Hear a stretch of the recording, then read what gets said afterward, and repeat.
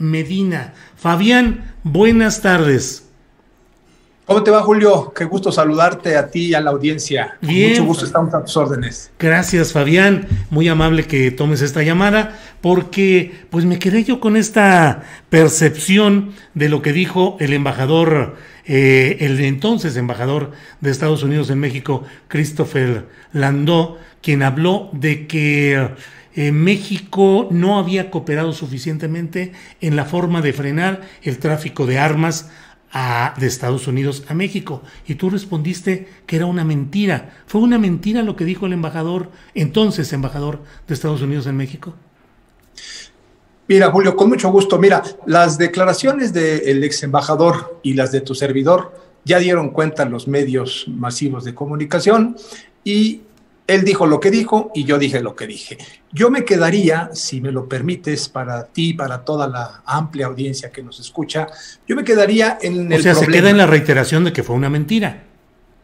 Pues mira, nosotros tenemos elementos para decir que fue una mentira, porque en las reuniones que tuvimos con el ex embajador y los agregados de las distintas agencias norteamericanas, les hicimos propuestas muy concretas que en las próximas semanas vamos a reiterar y a enriquecer con el secretario del Departamento de Estado de los Estados Unidos y el canciller Marcelo Ebrard. Nosotros nos hemos dado a la tarea de diseñar una estrategia tanto binacional como multilateral para atender el problema del tráfico ilícito de armas. En un inicio, a la llegada del presidente López Obrador, se preocupó mucho por el tema de la seguridad. Tú sabes que el tema de la seguridad en México es un tema fundamental de la agenda nacional, que está en la boca de todos y con justa razón. Entonces el presidente López Obrador instruyó al canciller Ebrard para hacer un diagnóstico sobre el tema del tráfico ilícito de armas. ¿Cuál era el diagnóstico nacional respecto de este tema? ¿Por dónde venían? ¿Cuántas armas hay? ¿Por dónde ingresaban? ¿Cuál es lo que México podría hacer? ¿Qué es lo que tiene que hacer Estados Unidos? ¿Qué tendría que hacer México? Los diferentes mecanismos en los que México está y participa para el control del tráfico ilícito de armas. Es así como en un primer diagnóstico que se realizó en el seno del Gabinete de Seguridad, en coordinación, por supuesto, con la Secretaría de Seguridad Pública, con la Secretaría de la Defensa, con la Secretaría de la Marina, y la Cancillería, detectamos que el tráfico ilícito de armas en nuestro país es un problema verdaderamente serio. Y detectamos y obtuvimos de diferentes fuentes oficiales de los Estados Unidos y varios estudios que se han dado en la academia, que el 70% del tráfico ilícito de armas que ingresan a nuestro país proviene de los Estados Unidos y proviene básicamente de tres estados. Proviene de la frontera que tenemos con Tamaulipas y Texas. El 41% de las armas que ingresan ilícitamente a este país proviene del estado de Texas. El 19% proviene del estado de California y el 15% proviene del estado de Arizona. Y el 25% restante proviene de distintos puntos. Como tú bien sabes, México y Estados Unidos comparten una frontera de más de 3,100 kilómetros, Julio.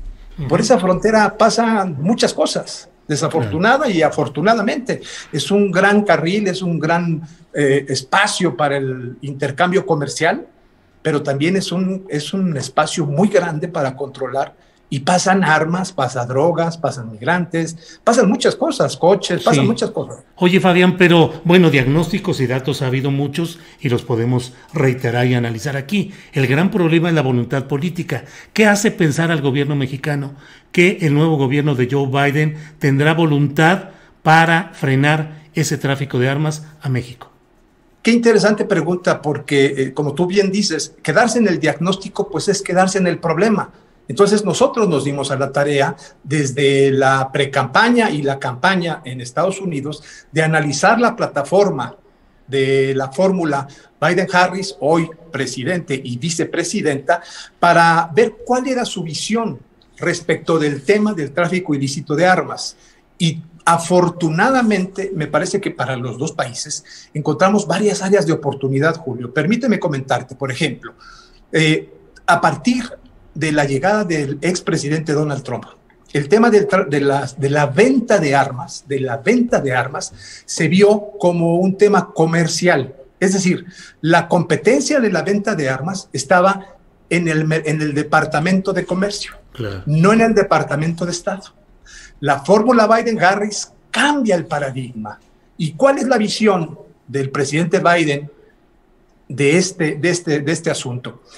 Va a cambiar la competencia del comercio de armas al Departamento de Estado. Es decir, la venta de armas para los Estados Unidos y para el gobierno de los Estados Unidos dejará de ser un tema comercial para convertirse en un tema de seguridad. Eso nos da una gran área de oportunidad. ¿Qué otra cosa estamos viendo en la plataforma? Perdón, Fabián, que puede generar la reacción de los grupos de la Asociación Nacional del Rifle y de otros grupos que defienden la absoluta libertad para compra de armas de su lado, que luego son contrabandeadas a México. Mira, nosotros no queremos quitarle ni una coma a las 27 palabras que contiene la segunda enmienda. ¿Qué es la segunda enmienda para que tu público lo entienda? La segunda enmienda es lo que permite a los estadounidenses poseer un arma para su autodefensa. Nosotros no pretendemos cambiarle una coma a la segunda enmienda. Lo que queremos es mayores y mejores controles para la venta de armas, regresando a los intereses que estamos persiguiendo respecto de las propuestas del presidente Biden. El presidente Biden ha identificado varias áreas de oportunidad. Y, por ejemplo, Julio, en Estados Unidos, todos los días hay 102 personas que pierden la vida en un evento donde se utiliza un arma de fuego. 6 de cada 10 de estos fallecimientos son por suicidio. Los 4 restantes son por homicidio. El presidente Biden identificó que tiene que tener una política pública destinada a prevenir el suicidio. No es posible que ellos tengan una tasa de suicidio tan alta como de 6 de cada 10 estadounidenses se quitan la vida por un arma de fuego. Otra cosa, en Estados Unidos tú puedes adquirir el número de armas que tú quieras. El presidente Biden trae una propuesta para limitar la compra de armas a una sola arma por persona. Interesantísimo, interesantísimo. Para que te des una idea, Julio, y tu público se dé una idea, en los Estados Unidos hay entre 350 y 400 millones de armas de fuego en manos de civiles. De ese tamaño es la dimensión.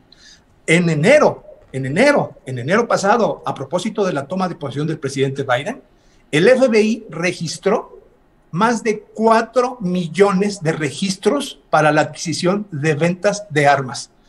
Y en ese lapso de 20 días de enero se vendieron 2 millones de armas por la incertidumbre de lo que generaría la toma de posesión del presidente Biden y lo que pasó en el Capitolio. Es decir, el tema de la utilización y la laxitud para adquirir armas de fuego en Estados Unidos es una preocupación del presidente Biden. Y nosotros estamos muy optimistas porque tenemos conocimientos, sabemos, y ha habido acercamientos en el sentido de que es un tema prioritario para la política exterior de México y es del interés del presidente Biden que platiquemos en torno a ello.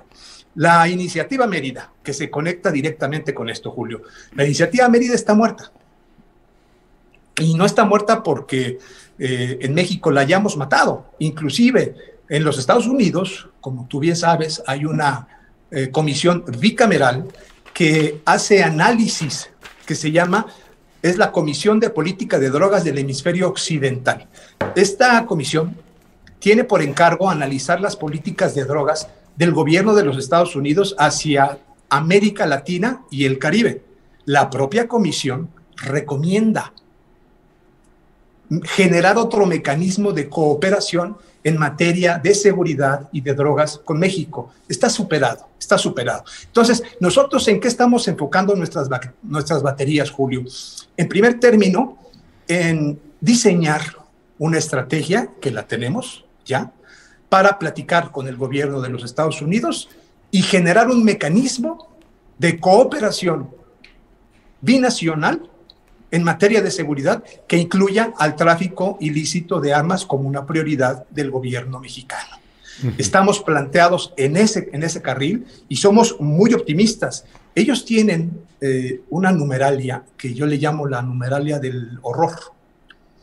Si tú quieres, podemos entrar a lo que representa el tema de las armas tanto en México como en Estados Unidos y verás que verdaderamente es un tema muy complicado. Sí, de acuerdo, nada más déjame preguntarte esto. ¿Qué tanto todo este barrunto o atisbo de un entendimiento distinto y de un cambio de la realidad política interna de Estados Unidos que favorecería acuerdos para frenar el tráfico de armas hacia México, qué tanto se puede empañar o limitar por las restricciones que también México quiere poner a los agentes de seguridad y de inteligencia de Estados Unidos en México? Es un tema importante, sin duda, es un tema de la mayor trascendencia para ellos, pero también es un tema de la mayor trascendencia para nosotros. Hay que decirlo y hay que ser muy claros en esto. Los agentes, no solo de Estados Unidos, de varias agencias internacionales, en México hacían lo que se les pegaba la gana, hacían lo que querían.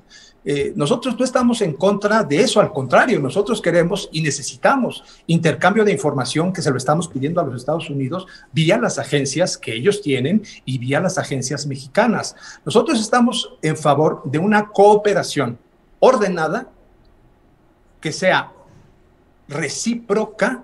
Y por supuesto, algo muy importante para nosotros es el interés nacional. ¿Cuál es el interés nacional de México?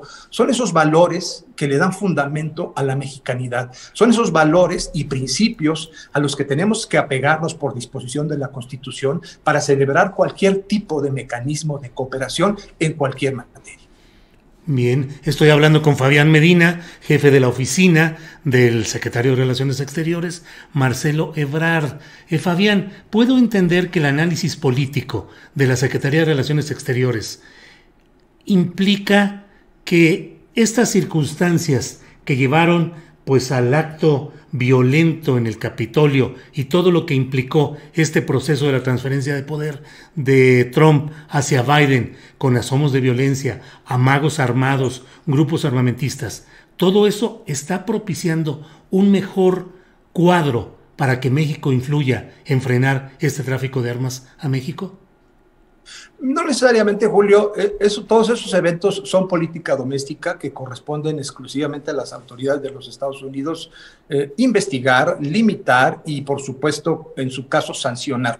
México está preocupado porque tenemos reportes que compartimos los Estados Unidos y nosotros en donde hay un trasiego ilimitado de armas a nuestro país, Julio. En los últimos 10 años, Julio, han ingresado a México entre 2.5 y 3 millones de armas.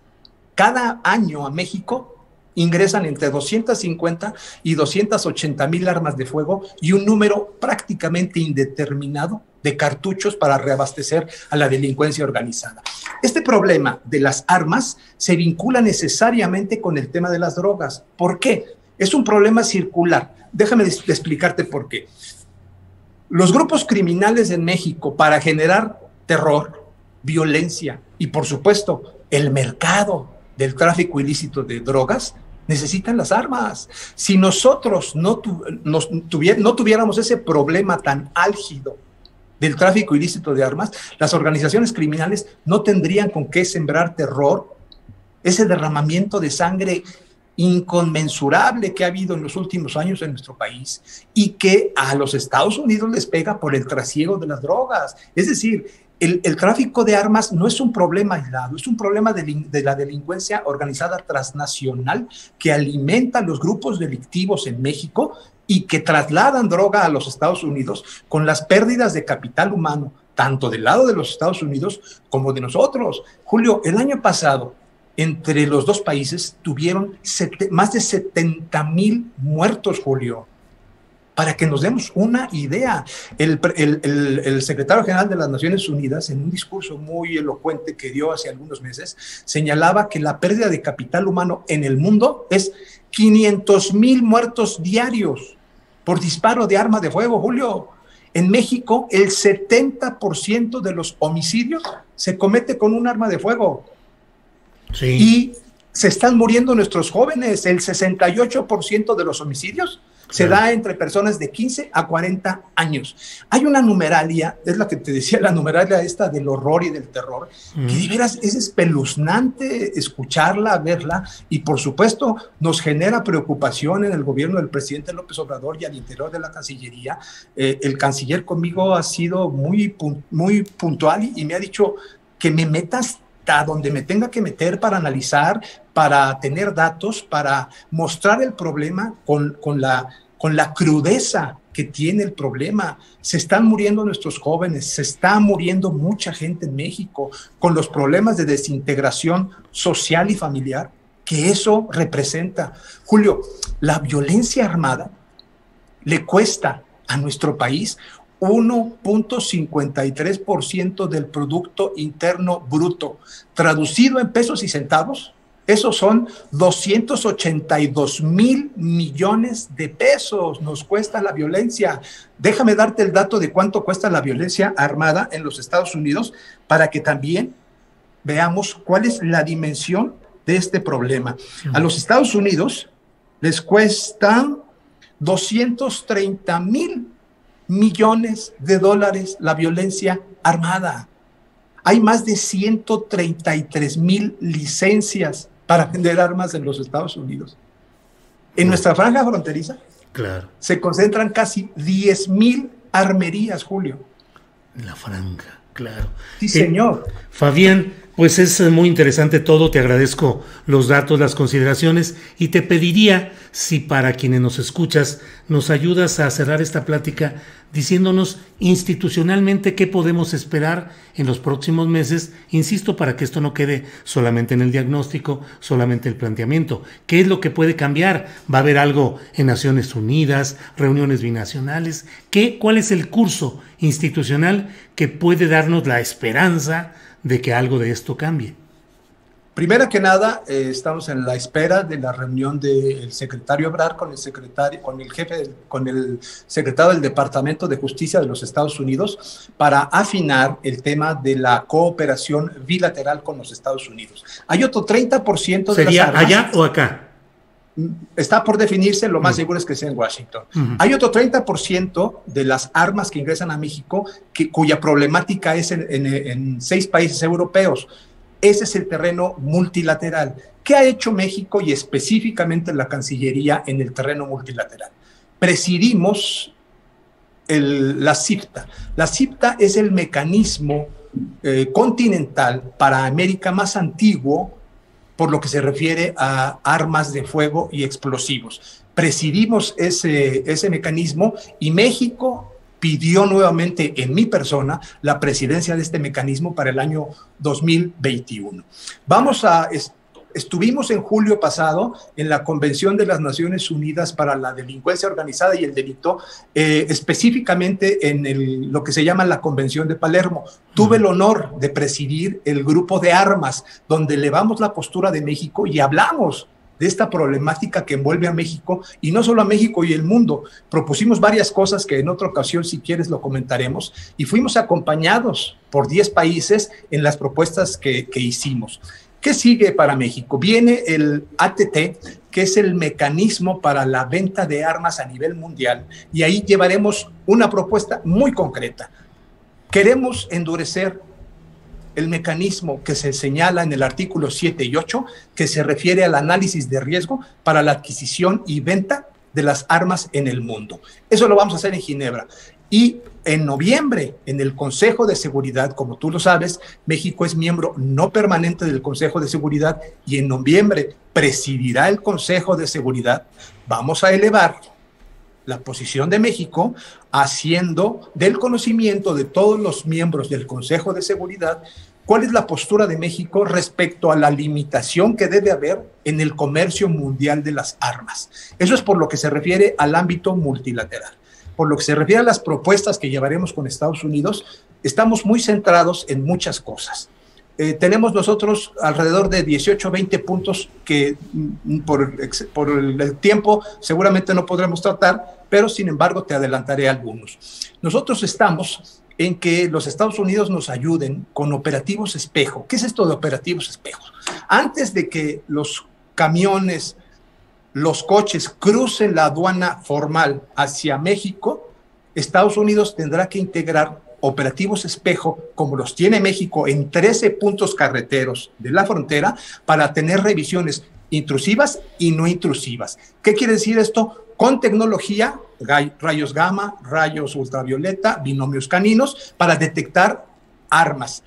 Y México también tiene estos 13 puntos de revisión para, una vez pasada la frontera, también mediante la utilización de tecnología no intrusiva, detectar el cruce de armas, explosivos, componentes o municiones. Es decir, sí hay rumbo, sí hay propuesta y esperamos nosotros tener de los Estados Unidos una recepción con el mejor de los ánimos para darle a un problema común una solución compartida.